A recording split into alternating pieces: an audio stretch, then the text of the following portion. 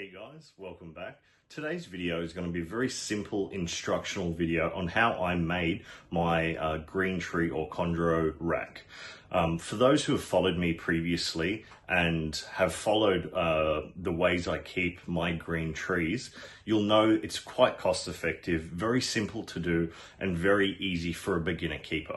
Recently, I have been getting a lot of people that have been asking of care requirements for these guys. So this video is just a little bit more of an insight on how me as a keeper slash breeder keeps them on a slightly smaller scale, as well as very cost effective. It's tried, it's true, it works. So let's get to the video and I'll show you what I've done. All right, so this is the rack here. And like I said previously, it is extremely cost effective. And depending on how you structure it or how many you do, you can get away with housing quite a number of chondros. Now, the reason behind this rack, I wish I was getting this amount of chondros, but it's in preparation for this year's breeding season. Now, I'm a big advocate for have everything prepped and ready to go rather than being caught off guard. So I've done this. Hopefully I get more eggs than this and more hatching, but this is just one of the racks that I'm going to be making. I'm probably going to be making 2 or 3 of these to house all my baby chondros once I start producing. So we'll get to the video, and the main thing is that I'm going to discuss is what I've done to produce these building wise. As you can see, very, very simple in terms of materials used. I've got a thermostat, which is the Inkbird 310s, I believe, or 306, the Wi-Fi module, which roughly costs around $80 to $100 Australian. So it is very cost effective for a very, very controllable thermostat. I've got the Systema tubs, which I will pull out here in a second and show you how I've done those. And the other cost is, of course, the materials for the bookshelf or the rack itself, as well as the heat pads, which you can see down here. Now, very, very simple in terms of floor heating. Now, myself, as a green tree keeper, I do like to heat the majority of the tubs. I tend to keep juveniles anywhere up until almost 1.5 years, 2 years old in a situation like this. Doesn't necessarily mean this tub, but in this way of keeping. Usually my 2-year-olds go up in a 27 litre tub. These tubs are 7.9 litres, so they're a little bit on the small side, but you will very successfully keep a juvenile green tree python in here. Now, we'll pan down to the actual tub itself. Now, the tubs, like I said, are the Systema tubs, and if you're here in Australia, you will find these anywhere. I did purchase these online in bulk because it is slightly easier to do so. Otherwise, you can go to your Woolies, Aldi, Coles, Target. There's actually quite a number of places that stock these. 7.9 storage tub or storage container that basically I have notched out 3 holes either side and then 2 holes at the top.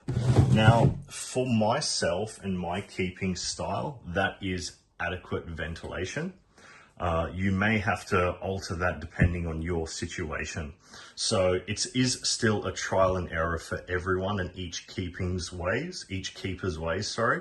So you're just going to have to trial that out and see how your humidity holds and gauges, because you don't want these soaking wet 24/7, but you also don't want them bone dry. So it's a bit of a trial and error. So see how you go. But for me, myself personally, and for a lot of other keepers who are either new into this and I suggest the number of holes, I guess, it works very well for them. So I'm very confident in saying this is a minimum, should be fine. So in terms of the tubs, like I said, you basically get away with doing the number of holes. I've got your cheap like Chinese takeaway containers as a water dish.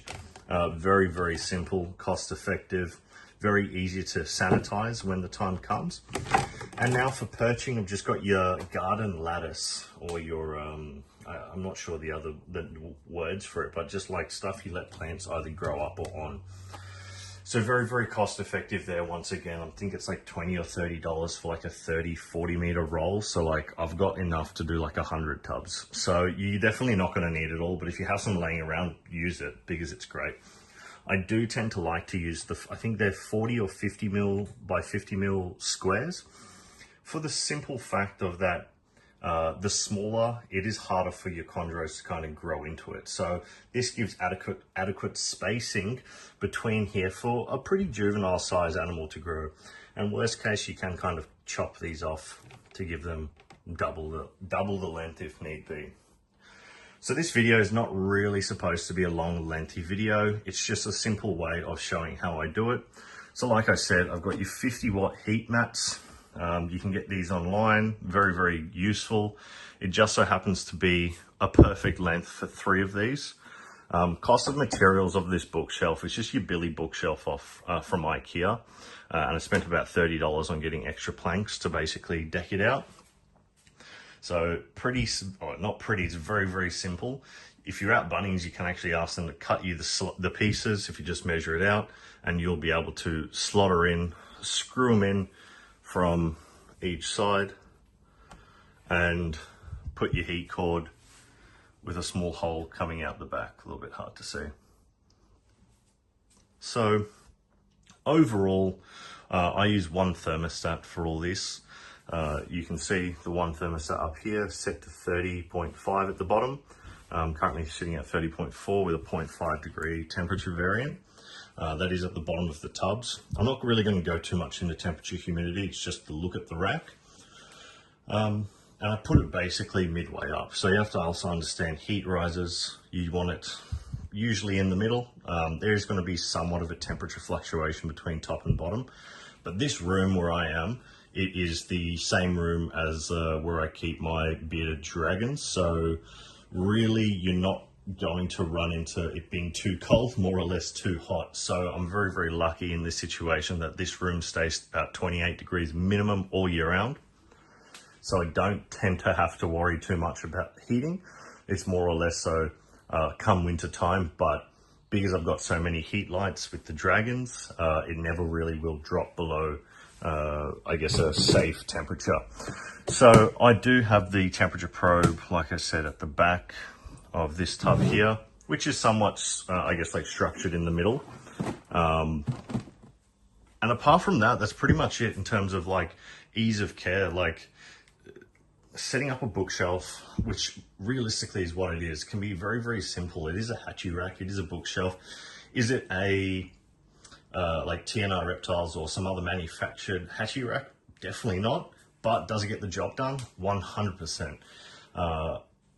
Baby chondro keeping necessarily, I don't tend to care too much about what they look like as juveniles in this situation because they're not being displayed in a situation like this.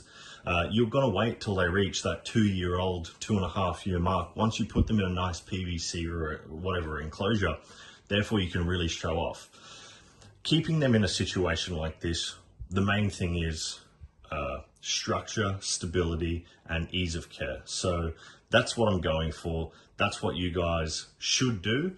Now, plenty of ways to skin a cat. I don't tend to tell people that there's other ways are wrong because I have kept them differently, but this is the way that I know works and that is successful for many, many keepers. So let me know what you guys think. If you have any options or opinions of potentially what I could do to change this to make it better, I'm more than welcome. I'm more than happy to hear what those suggestions are.